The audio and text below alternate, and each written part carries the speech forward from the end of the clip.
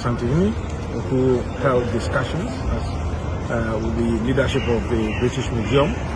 I served as a technical advisor to the discussions, but it had to do with issues to do with restitution, and especially the 1874 regalias that were taken from Asante during the so-called British invasion and looting of Kumasi.